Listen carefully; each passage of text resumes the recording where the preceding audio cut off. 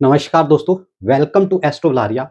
और आज मैं बात करने वाला हूं कि सिंह राशि या सिंह लगन, जिसे कि हम लियो जोडिएक साइन कहते हैं, उन लोगों के लिए मार्च 2026 जो है वो कैसा रहने वाला है। तो चलिए वीडियो स्टार्ट करते हैं। और सबसे पहले मैं दो चीजों पे बात करूंगा जो कि 2026 के लिए इंपॉर्टेंट है। नंबर वन, मैं केतु के बारे में बात करूंगा। केतु इसलिए क्योंकि ये आपके लग्न में बैठे हुए हैं, और जब लग्न में केतु आते हैं तो व्यक्ति की लाइफ में ना बहुत सारे चेंजेस देते हैं, बहुत सारे चेंजेस देते हैं, और ऐसे चेंज देते हैं, बिल्कुल सडन देते हैं, जिसका आपने सोचा नहीं होता है। दूसरी बात मैं करूंगा शनि की। शनि जो है अष्टम में बैठे हुए हैं। जब भी शनि अष्टम में जाते हैं तो भी आपकी लाइफ में बहुत ज्यादा चेंजेस आते हैं।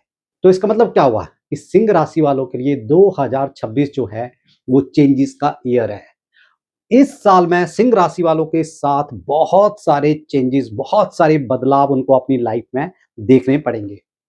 और तो और छोड़िए, सिंह राशि वाले जो लोग होते हैं ना, वो अपनी इमेज, अपनी पर्सनैलिटी, अपनी लुक्स और अपना जो जनता के बीच में, लोगों के बीच में प्रभाव है, उसके लिए जीते हैं। लेकिन इस साल जो है, आप जो है उन चीजों से भी बाहर आ गए हैं। मतलब क्या हो गया, इंट्रोवर्ट हो गए। अब आपको जो सेंटर ऑफ अट्रैक्शन रहना होता था कि लोग आपको देखें, आपके बारे में बोलें, आपको आपका नाम लें, वो भी अब आपके दिमाग से धीरे धीरे निकल गया होगा। बहुत सारे लोग जो हैं सिंह राशि वाले, चाहे माने ना माने, बहुत ज्यादा स्पिरिचुअल हो गए होंगे। 2026 में जब से केतु यहां पे आए हुए हैं, आप जो हैं भगवान के ऊपर जो है या धार्मिक चीजों पे बहुत ज्यादा विश्वास करने लगे हैं। तो चलिए एक एक करके जानते हैं कि मार्च 2026 ओवरऑल आप लोगों के लिए कैसा है। तो केतु के बारे में मैं ऑलरेडी बता चुका हूं कि केतु लगन में बैठ के व्यक्ति को डिटैचमेंट देते हैं। इस वक्त जो केतु बैठे हुए हैं आपके, वो बैठे हुए हैं पूर्व फाल्गुनी नक्षत्र।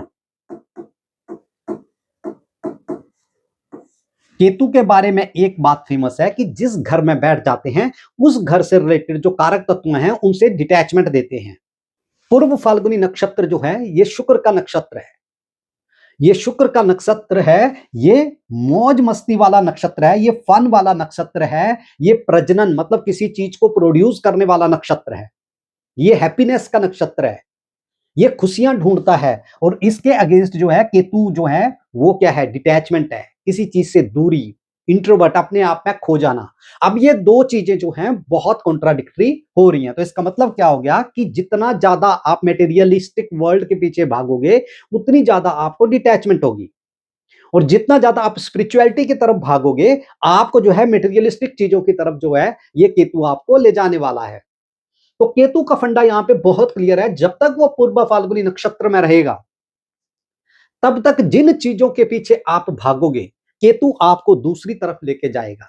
अगर आप स्पिरिचुअलिटी की तरफ भागे तो आपको मेटेरियलिस्टिक गेन देना शुरू कर देगा, और अगर आप मेटेरियलिस्टिक गेन के पीछे भागे तो ये आपको भक्ति की तरफ ले जाएगा।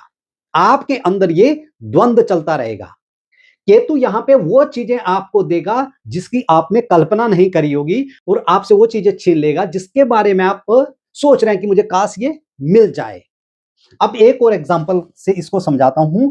जैसे केतु यहां से पंचम भाव को देखता है, तो अगर आप बेबी के लिए प्लान कर रहे हैं तो आपको दिक्कत आएगी, कॉम्प्लिकेशंस आएंगी।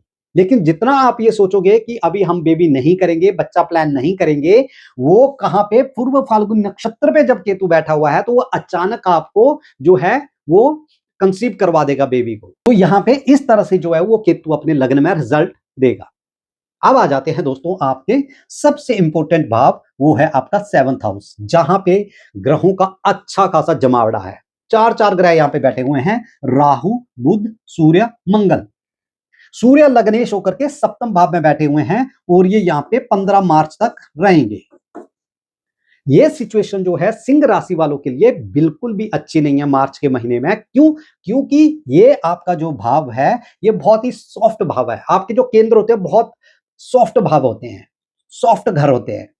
ये क्या है, चौथे से चौथा है, ये सुख स्थान है। तो ये भी एक तरह से आपका सुख स्थान है। ये आपके स्पाउस का घर है, हस्बैंड है तो वाइफ, वाइफ है तो हस्बैंड का घर। यहां पे जो है इतने सारे अग्रेसिव प्लेनेट जो क्रूर ग्रह होते हैं, उनका बैठना जो है बिल्कुल भी अच्छा नहीं होता। क्यों? क्योंकि यहाँ पे ये ग्रह जो हैं, यहाँ पे कष्ट का कारण बनते हैं, पीड़ा का कारण बनते हैं। अब चलिए समझते हैं एक-एक करके कैसे। अब देखिए राहु यहाँ पे बैठ के अननेसेसरी क्लेश करवाता है घर में, और राहु यहाँ पे पूरा साल रहने वाले हैं। तो जितना ज्यादा आप अपने घर के मैटर्स को अपने स्पाउस के साथ चीजों को शॉर्ट आउट करने की कोशिश करेंगे, उतनी ज्यादा चीजें जो है वो खराब होगी। राहु एक ऑब्सेशन है, राहु एक नशा है, तो वो डाउट क्रिएट करता है। वो अननेसेसरी क्या करते हैं लोग, एक दूसरे पे एलिगेशन लगाना शुरू कर देते हैं जब राहु सप्तम पे आता है। यहां पे जो है राहु व्यक्ति की लाइफ को जो है, जो उनकी मैरिड लाइफ है, उसको तहस नहस कर देता है, और उसमें आग में घी लगाने का काम करेंगे यहां पे मंगल। वैसे तो मंगल इस कुंडली के लिए राजयोग कारक है, लेकिन राहु के साथ बैठ के यहाँ पे अंगारक योग बना रहे हैं। तो चाहे पार्टनरशिप हो, चाहे हस्बैंड वाइफ के रिलेशनशिप हो, इनको वो टिकने ही नहीं देता। राहु किसी भी चीज को सेटल नहीं होने देता। सबसे बड़ी प्रॉब्लम जो राहु क्रिएट करता है, वो सेटलमेंट का इशू करता है। अगर आपका बिजनेस है या चाहे आपका जो है रिलेशनशिप है, उनको यहां पे राहु सेटल ही नहीं होने देगा। उसमें और जो आग में घी लगाने का काम करेंगे, वो करेंगे सूर्य। यहां पे सूर्य लग्नेश होकर के जब यहां पे आ जाएंगे, तो जब राहु और मंगल का उसको साथ मिलेगा, तो सूर्य की कंडीशन और खराब हो जाएगी, आपके कॉन्फिडेंस को गिराएगी। ऐसी ऐसी लड़ाइयां आपके घर में होगी, आपके स्पाउस के साथ मनमुटाव रहेगा, जिससे आपका कॉन्फिडेंस गिरेगा, जिससे आपकी आत्मा को आहत पहुंचेगी, क्योंकि सूर्य क्या है, आपकी आत्मा भी है। और अब बुध की कंडीशन देख लेते हैं। बुध कहां का लॉर्ड है, दूसरे घर का लॉर्ड है और लाभेश है। उसका भी यहां पे आ जाना जो है, वो और ज्यादा डेंजरस दिखाता है, मतलब परिवार में कलह कलेश दिखाता है। कहां का लॉर्ड है, यहां का लॉर्ड है, खर्चे को इंडिकेट करता है ये।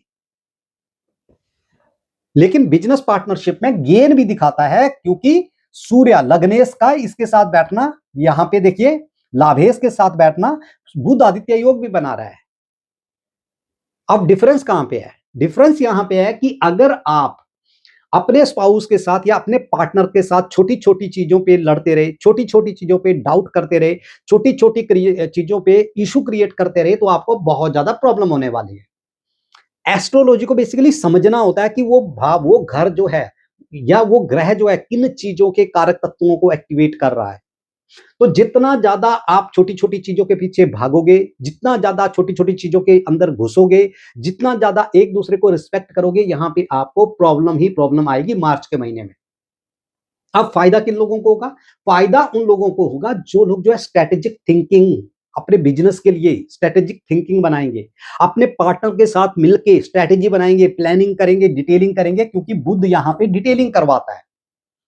बहुत ज्यादा तो ये निर्भर करता है आपकी महादशा के ऊपर।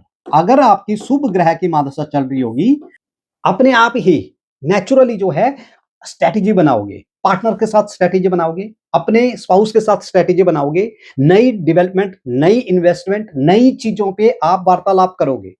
लेकिन अगर आपकी खराब ग्रह की दशा है, तो जो है वो चीज आपके लिए नेगेटिव हो जाएगी। पॉजिटिव इसलिए भी होगी कि चतुर्थेश भी है, मंगल भागेश भी है, मंगल सूर्य लग्नेश और ये धनेश, इनका यहाँ पे बैठना जो है बिजनेस में बहुत ज्यादा गेन दिखाता है। बट यहाँ पे आपको राहु की जो एनर्जी है, राहु की एनर्जी, उसको बहुत ज्यादा कंट्रोल करना होगा। आपको किसी चीज के पीछे पागलपन नहीं होना चाहिए, नशा नहीं होना चाहिए, डाउट नहीं करना है, बनती बातों को बिगाड़ने का काम नहीं करना है। अगर आपने यहाँ पे राहु की एनर्जी को कंट्रोल कर लिया, अपने मन के ऊपर कंट्रोल कर लिया, लॉजिकल चले, डिटेलिंग करी, लेकिन कहां पे करी? बिजनेस से रिलेटेड मैटर्स में, दसम से दसम है या आपके करियर में, अगर आपने वहां पे वो स्ट्रेटेजी दिखाई, वो डिटेलिंग करी, तो आपको यहां पे बहुत अच्छे रिजल्ट जो है वो देखने को मिलेंगे। यहां पे बस एक ही चीज का आप लोगों ने ध्यान रखना है कि आप जो है ऑब्जर्व चीजें ज्यादा करनी है। राहु क्या है? ऑब्जर्वर है। तो रायता नहीं फैलाना है वहां पे जाकर के चीजों को, बस ऑब्जर्व करना है और ग्राउंड लेवल पे डिटेलिंग में वर्क करना है। बुध क्या है? डिटेलिंग है, वो थिंकिंग है। सूर्य और बुध के साथ मिलके बुध आदित्य योग, सूर्य और मंगल के साथ मिलके पराक्रम योग। तो कई बार पराक्रम इस चीज से नहीं होता कि आप हर बार लड़ने के लिए तैयार हो जाओ। कई बार पराक्रम वो होता है जब आप एक खराब सिचुएशन खड़ी हो जाए तो उसमें बिल्कुल शांत रहते हैं, बिल्कुल चुप बैठते हैं। अंदर ही अंदर अपना काम जो है, अपनी एनर्जीज को इनर रूप से अंदर अंदर से आप यूज करते हो, क्योंकि यहां पे मंगल अस्त है सूर्य के साथ। तो यहां पे मंगल की जो एनर्जी है उसको आपने गुप्त रूप से यूज करना है, मतलब उसको पीछे रह करके यूज करना है। तो कोई ऐसी कॉन्फ्लिक्टिंग सिचुएशन अगर अराइज हो जाए तो वहां पे शांत रहना, वहां पे चुप रहना है और डिटेल में सोचना है, उसकी जड़ तक जाना है आपने। तब जाकर के आप इस हाउस के जो है फायदे उठाओगे। और जहां पे आप घर की चीजों में उलझे रहे, आपस में उलझे रहे, एक दूसरे पे अपने रिलेशनशिप खराब करते रहे, वहां पे आपको नेगेटिव रिजल्ट यहां पे देखने को मिलेंगे। उसके बाद आ जाते हैं अब यहां पे 8वें घर पे। 8वें घर में पहले ही शनि बैठे हुए हैं। तो शनि जब 8वें घर में होते हैं तो उसे हम कहते हैं शनि की ढैया। तो शनि की ढैया तो चली रही है, रिजल्ट बहुत अच्छे नहीं देता शनि यहाँ पे अष्टम में। लेकिन जब शुक्र के साथ बैठा हुआ है, तो शुक्र क्या है आपका दशमेश, और क्या है तृतीयेश। तो जब आप एफर्ट्स लगाओगे अपने कार्य क्षेत्र पे, ये घर किस चीज का है, डीप रिसर्च का, तो आप क्या होगा वहां पे समुद्र से मंत्र आप अमृत काढ़ोगे।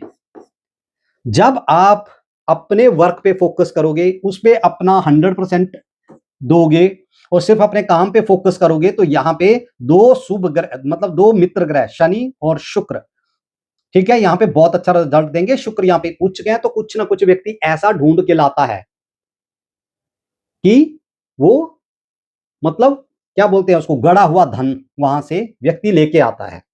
इंश्योरेंस का पैसा मिल सकता है, ग्रेचुटी का पैसा मिल सकता है, कमीशन, ब्रोकरेज, इन सब चीजों के लिए ये बहुत अच्छा है। पर जहां पे आप किसी की साजिश में उलझे, किसी के साथ साजिश करने के लिए उलझे, तो वहां पे शनि और शुक्र आपको खराब रिजल्ट देंगे, क्योंकि शनि न्याय का देवता है।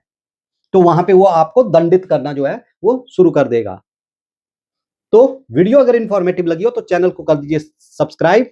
अपनी मंथली प्रेडिक्शन जानने के लिए हमारे चैनल से जुड़ सकते हैं, और कंसल्टेंसी अगर आप लेना चाहते हो तो आप जो है 9999011669 पे कॉल कर सकते हैं या व्हाट्सएप कर सकते हैं।